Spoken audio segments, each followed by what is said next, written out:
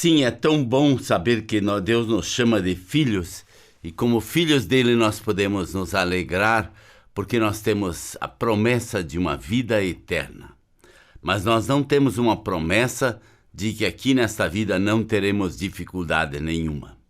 Hoje queremos olhar um pouco a vida de Ezequiel, aquele profeta que trouxe mensagens, muitas vezes, mensagens de promessas para o futuro.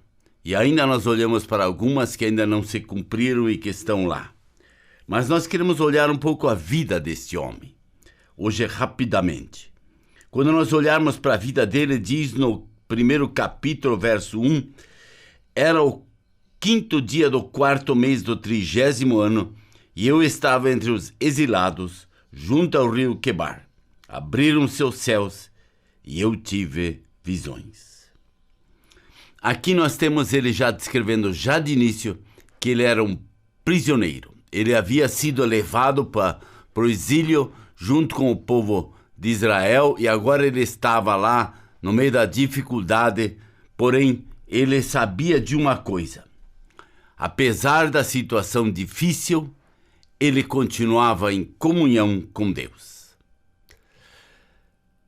Deste Brasil nós temos tido nos últimos tempos muitas catástrofes, muitas dificuldades.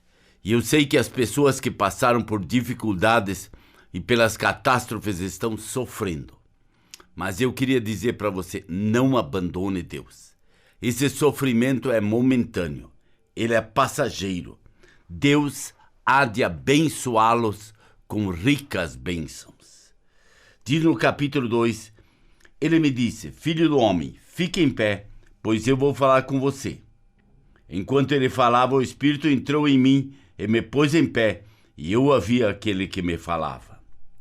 Ele foi chamado por Deus. Deus diz para ele, filho do homem, fique em pé, pois eu vou falar com você. Deus quer falar com ele. Deus fala conosco também. Através do Espírito Santo, ele continua falando conosco. Nós só precisamos dar ouvidos quando ele falar. Quando ele dizer para nós o que é necessário.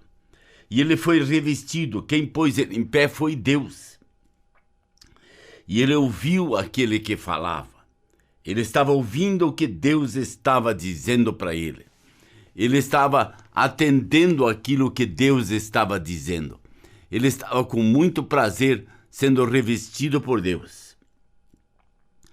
E ele é enviado por Deus. Mas aonde ele é enviado? E eu quero ler o capítulo 2, do verso 3 ao 7, porque ali ele vai nos dizer para onde ele é enviado. E eu sou muito grato que Deus tem me mandado para outros lugares e não desse tipo assim. Ele disse, filho do homem, vou enviá-lo aos israelitas, nação rebelde, que se revoltou contra mim. Até hoje eles e seus antepassados têm se revoltado contra mim. O povo a quem vou enviá-lo é obstinado e rebelde. Diga-lhe, assim diz o soberano Senhor. E quer aquela nação rebelde ouça, quer deixar de ouvir, saberá que um profeta esteve no meio dele. E você, filho do homem, não tenha medo dessa gente nem das suas palavras. Não tenha medo ainda que cerquem os espinheiros e você viva entre escorpiões. Não tenha medo do que disseram, nem fique apavorado ao vê-los, embora sejam uma nação rebelde. Você lhes falará as minhas palavras, quer ouçam, quer deixem de ouvir, pois são rebeldes. 5 vezes, Deus diz aqui para Ezequias que ele está enviando ele para uma nação rebelde. Uma nação rebelde é aquela nação que não quer ouvir o que é o certo. Nós, no nosso país, com todas as novas ondas que andam por aí, estamos nos tornando um país rebelde contra Deus também. Muita coisa errada está acontecendo e não queremos ouvir o que a Bíblia diz. Mas ele é enviado, animado por Deus. Ele 3 vezes diz para ele assim, não tenha medo. E esta é a palavra que Deus também tem para nós. Não tenha medo. Eu estou com você. Eu vou te guiar. Eu vou te orientar em tudo o que você precisa fazer.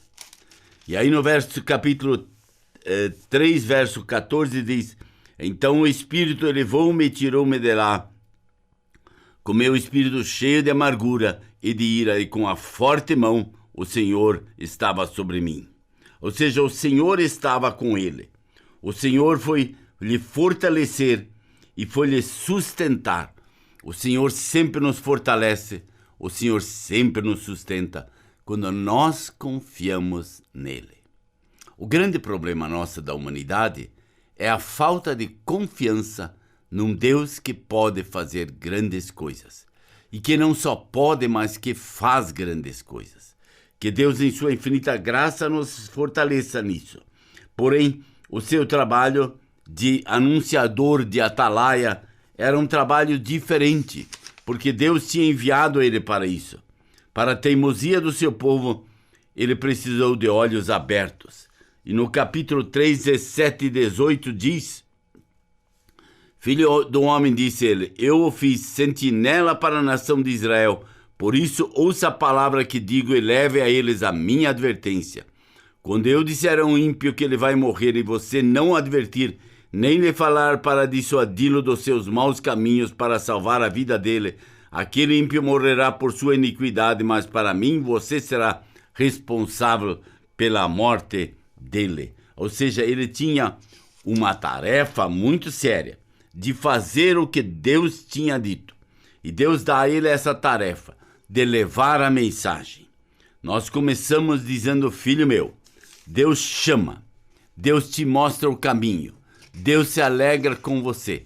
Você é filho dele e como filho dele você pode se alegrar nele.